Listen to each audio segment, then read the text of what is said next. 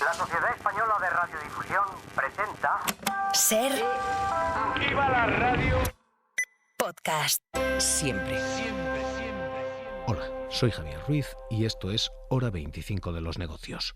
Hoy, la factura del racismo en España. La factura económica, por primera vez medida oficialmente y absolutamente disparatada. Yo siempre digo, no, hablamos de coña, para ser negro aquí es un delito, o sea, esa es la realidad. El transporte se estila mucho cuando la economía va mal, te sientas en una oficina y te bajan el precio y te dicen es lo que hay, lo tomo, lo dejas.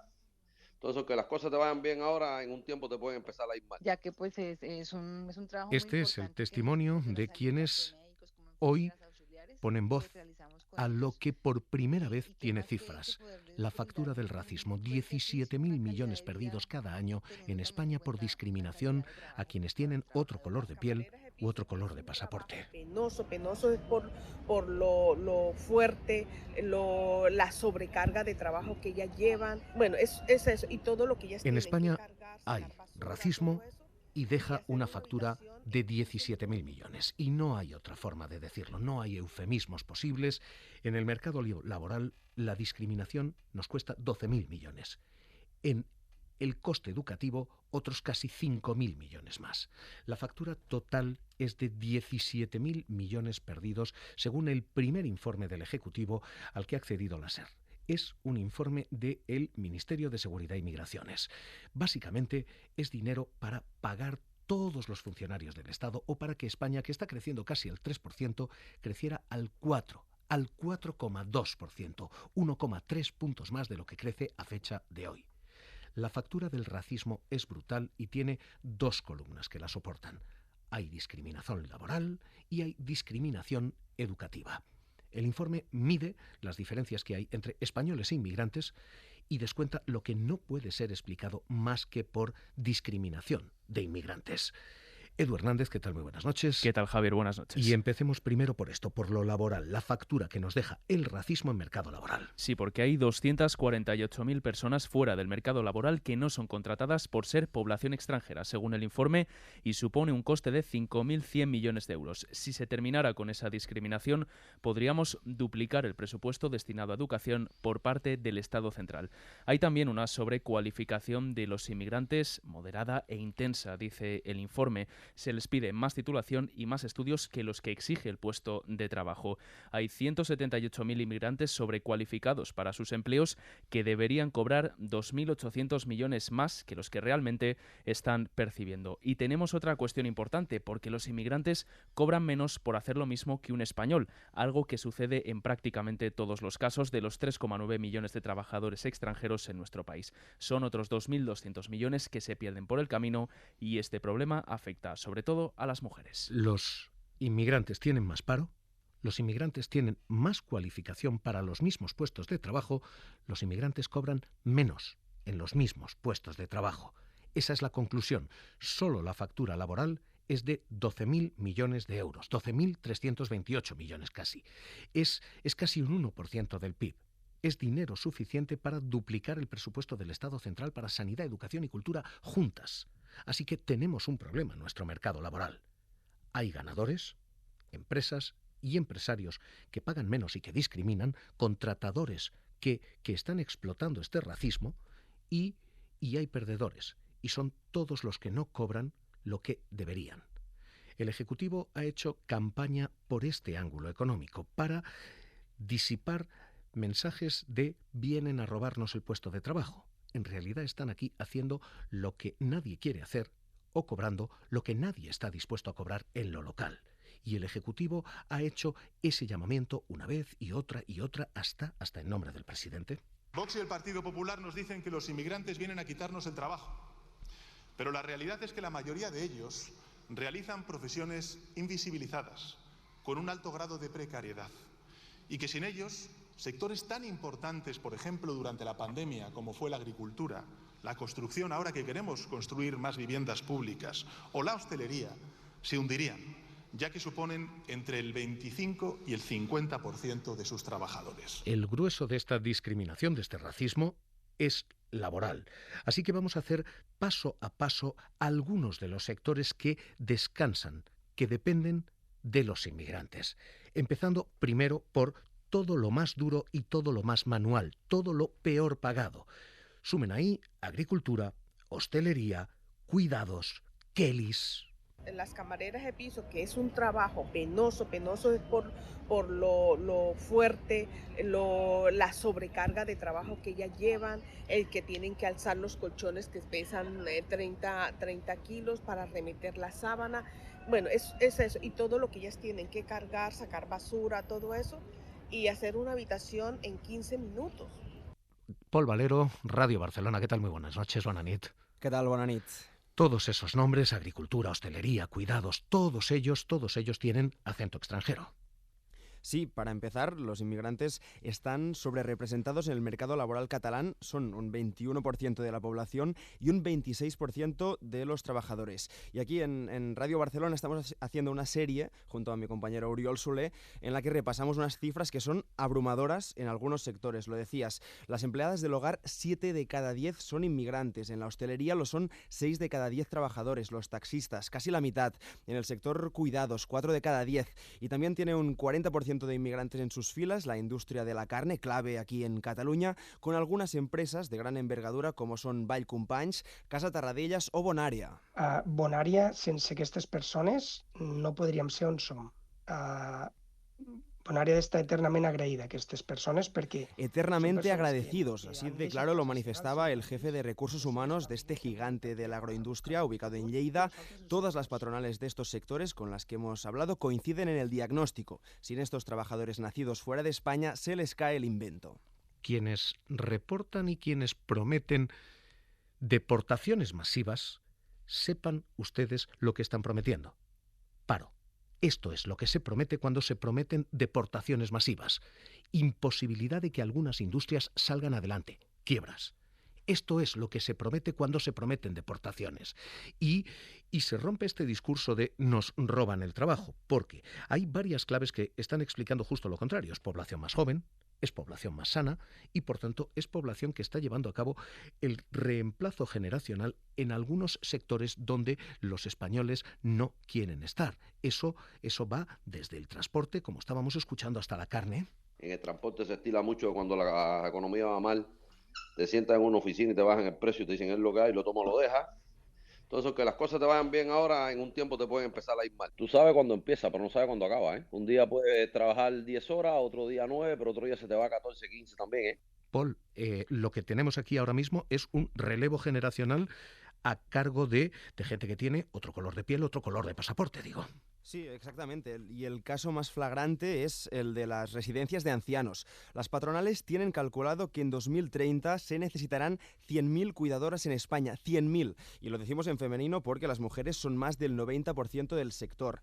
ACRA, la patronal de los geriátricos privados catalanes, está incluso yendo a fichar profesionales en origen a Colòmbia. La solució en estos moments del nostre sector només passa per regularitzar tota aquesta gent que està en els domicilis. Gent que, per cert, ja està trabajando aquí. Ya está, es Cinta Pascual, presidenta de la patronal, que pedía que el 25% de las mujeres que trabajan sin contrato queden regularizadas y obtengan los permisos necesarios para dejar de pertenecer a la economía sumergida. Pasa algo parecido en las zonas más turísticas con los camareros, sobre todo en Barcelona y la Costa Brava, y también en el sector agrícola y el sector ganadero. Además, una coincidencia entre muchas personas que han formado una familia aquí en España es que nos contaban que sus hijos no quieren hacer su trabajo de ninguna de las maneras, porque son trabajos duros o desagradables, por ejemplo, en la construcción o en los mataderos. Nos contaba Mamadou su día a día.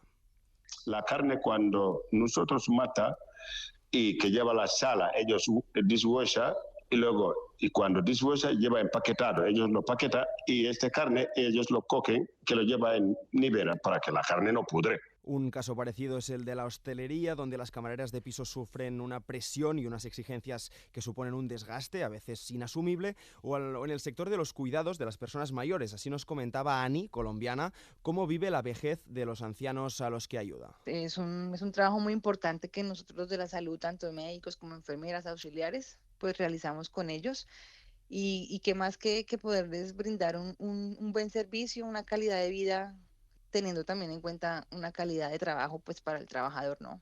Y otra situación muy común, con los testimonios que hemos hablado, ya sean las tareas de cuidadoras, camareros, transportistas, las personas que desempeñan estas tareas tenían otro tipo de formación en sus países de origen, que no han podido convalidar aquí y se han visto abocados a hacer trabajos menos cualificados para salir adelante. Porque esta es la segunda pata de la discriminación del racismo en España. Lo primero que acabamos de ver es mercado laboral. Insisto, cuando escuchen discursos políticos, sepan ustedes que estamos hablando de dinero y que estamos hablando de sacar adelante este país. Y este país no sale adelante sin la inmigración ahora mismo. No hay otra explicación económica. Pero hay una segunda discriminación y es esta. Muchos de esos inmigrantes están sobrecualificados porque hay también una factura y una discriminación, un racismo educativo. Entonces esto es que te vuelve a tocar. Pero chúpate 4, 8. Hay discriminación, dice este primer informe oficial, estas primeras cifras estatales del racismo en España. Hay discriminación cuando el sistema no es capaz de proporcionar iguales oportunidades a todos los estudiantes. Y eso es exactamente lo que está pasando. Los inmigrantes tienen menos oportunidades de escolarización. Muchos de ellos se quedan fuera, tienen menos oportunidades en las aulas y tienen menos oportunidades tras la graduación. Edu, vamos a hacer repaso a esas 3 galas, a esos 3 escalones en materia educativa. Sí, como decías, lo primero que se encuentran es una discriminación en el acceso a esa educación. Hay menores tasas de escolarización entre los jóvenes extranjeros que entre los nacionales y afecta a 222.000 niños y jóvenes inmigrantes. Esos chavales que no consiguen acceder a esos estudios pierden 482 euros en sus salarios si no llegan al bachillerato y entre 1.193 y 1.204 euros para quienes no llegan al grado superior de FP o universidad. La pérdida agregada en total es de 3.400 millones de euros. Después hay más, hay también discriminación en el aula durante la etapa educativa, con peores resultados académicos y mayores tasas de abandono. Aquí se quedan por el camino otros 102 millones de euros. Y en definitiva lo que hay es también una discriminación de salida, porque los inmigrantes se gradúan con menos niveles educativos y especialmente a edades más tempranas. De nuevo, conclusión. La factura total de este racismo en educación es de 4.800 millones de euros. Si uno suma los 12.000 de mercado laboral y los casi 5.000 de discriminación educativa, tenemos una factura de 17.000 millones de euros. Eso es lo que nos cuesta el racismo en España. Discutir si España es un país racista es un debate.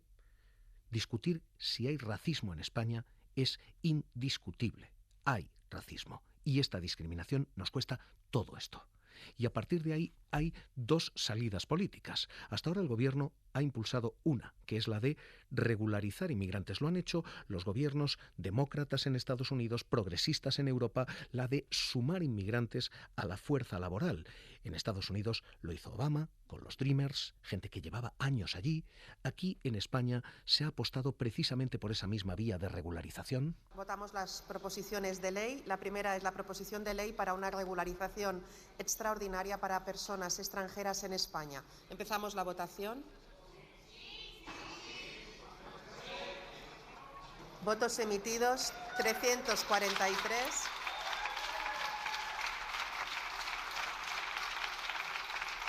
Con una amplísima mayoría en su momento.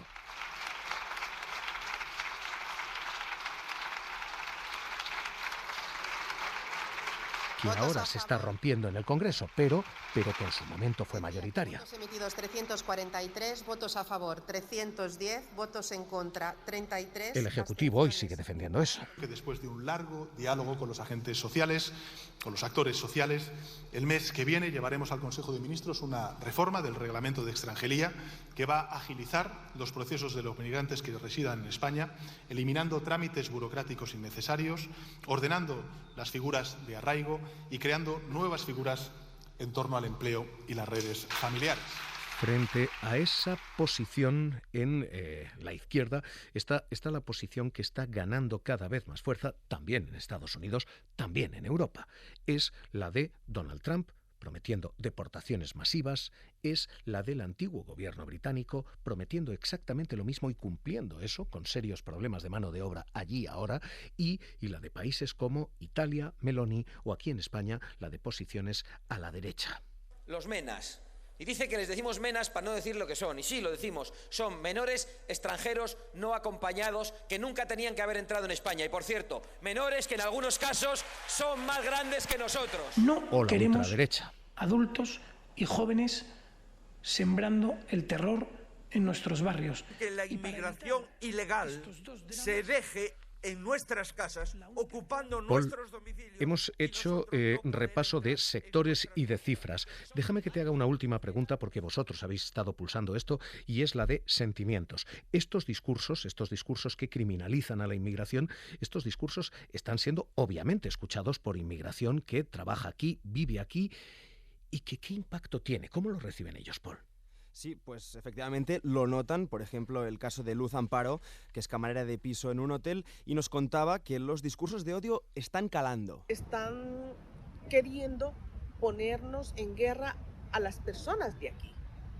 Entre a las que estamos aquí, a las nacionalizadas, a las inmigrantes, aunque ya las inmigrantes tenemos papeles desde que llegamos, la mayoría somos profesionales, estamos haciendo un trabajo, no le estamos quitando nada a nadie, no queremos ayuda del gobierno, lo que queremos es justicia. Otros aseguran que simplemente por su color de piel se sienten señalados. Mamadou, que trabaja de cocinero en un restaurante de Barcelona.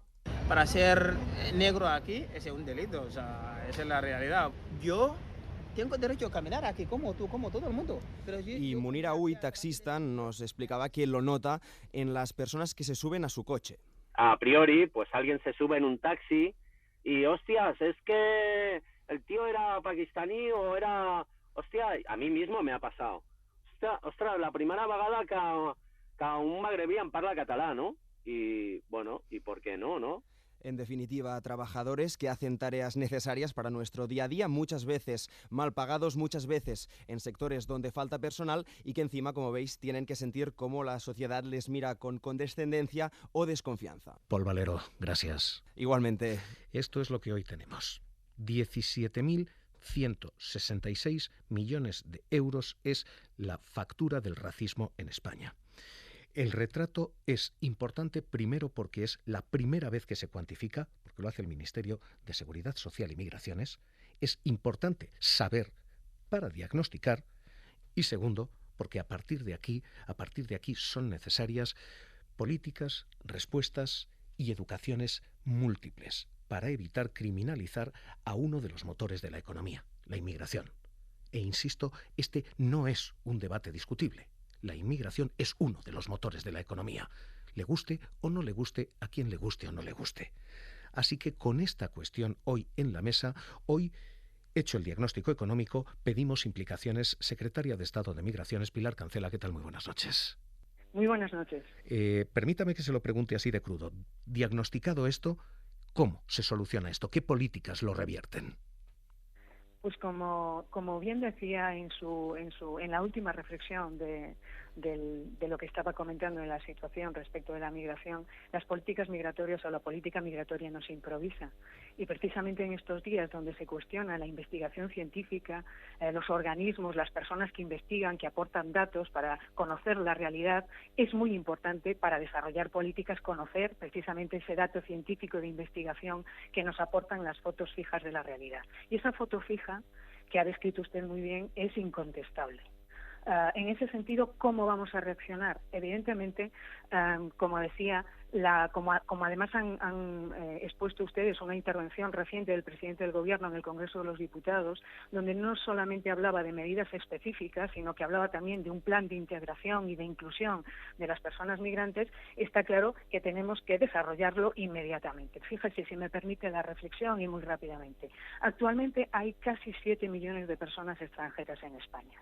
Gracias a esas personas que están conviviendo con nosotros, hay un incremento de cotizaciones a la Seguridad Social que representa un 13,6% de esas altas de contribución a la Seguridad Social, que por tanto significa que está sosteniendo nuestros servicios públicos, nuestro sistema de bienestar y nuestras pensiones. Y es más, el Instituto Nacional de Estadística ha dicho que en 2024 ese relevo generacional, esa necesidad de reposición demográfica se produce gracias precisamente a las personas migrantes que están en España. Pero ha habido aquí un problema, y es que hasta ahora la legislación ha permitido ciertas regularizaciones. La legislación europea ya no permite técnicamente una regularización masiva de inmigrantes. ¿Cuál es la salida aquí? Porque necesitamos esa mano de obra. ¿Cómo se la integra si no se la puede regularizar? Pues verás, sí que se puede realizar, de hecho lo estamos haciendo. España es el único país de la Unión Europea que cuenta con una figura específica para la normalización y la incorporación a la ciudadanía plena de las personas extranjeras que están en nuestro país. Y es la figura del arraigo. En el año 2022 se hizo una reforma del Reglamento de Extranjería que reforzaba esta figura y que permite, tal y como dice esa, de alguna manera, esa política, no, yo diría que esa normativa europea que dice que lo que procede es la regularización individualizada con un procedimiento individual para cada una de las personas, que es lo que garantiza la seguridad jurídica y que se va a dar respuesta con muchas garantías a esa petición y a ese trasvase a la normalización ordinaria. Desde esa reforma del 2022 a 31 de diciembre del año pasado, del 2023, se habían regularizado o normalizado, si me permite mejor, que no me gusta hablar de regularización, porque ninguna persona es irregular, de 200.000 personas. En lo que vamos de año, con la progresión que estamos teniendo, seguramente a 31 de diciembre de este año serán 300.000 personas. Por tanto, tenemos la herramienta perfecta y la herramienta óptima para conseguir esa incorporación. Vamos a mejorar esa herramienta, vamos a hacerla más óptima para que en un corto periodo de tiempo podamos normalizar de una manera en el día a día, que es lo normal, lo que es lo más factible, lo más probable y lo más la vía que de alguna manera aporta más seguridad jurídica a esa situación de incorporación al mercado de trabajo, que es lo que todos estamos pretendiendo. Por tanto, sí que tenemos la vía para hacerlo. Hay una cuestión aquí que es institucional, la que acabamos de cubrir. Hay otra cuestión y es la empresarial. Estamos diciendo esto es fotografía general en España. Hay racismo en contrataciones y en mercado laboral. Hemos visto otros países, fundamentalmente Alemania, donde compañías como Henkel han dicho no a discursos como el de la ultraderecha que criminalizan a nuestros trabajadores. Lo han dicho también compañías como Mercedes-Benz. Lo han dicho compañías como Siemens. Alle extremistischen und populistischen Parteien eint, dass sie die EU schwächen und den Nationalismus Secretaria de stärken Estado de Migraciones, Pilar Cancela, ¿echan ustedes de menos esos discursos de empresa en pro de la migración o inmigración aquí en España? Hay grandes empresas en España, es el caso de IKEA, con el que estamos trabajando en proyectos específicos. Hay otras grandes empresas que se están, de alguna manera, que además también tienen una posición más preeminente en el ámbito empresarial, pero también hay sectores de actividad con sus patronales a la cabeza, a través de la COE y de la CEPIME, como decía, en los que estamos trabajando para concretar en proyectos específicos y concretos ese traslado de la necesidad de mano de obra a una potencialidad enorme que nos aportan las personas extranjeras en España, que además lo que desean es incorporarse precisamente al mercado de trabajo para seguir contribuyendo a la construcción de una sociedad entre todos y todas. Es la única manera de crecer y sobre todo lo decía usted muy bien y me parece muy importante.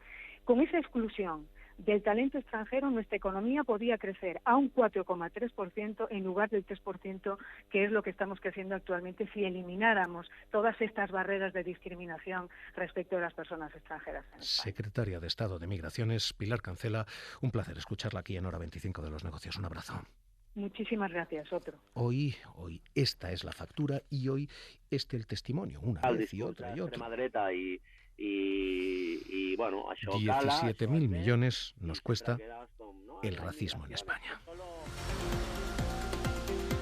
Hora 25 de los Negocios, cerramos.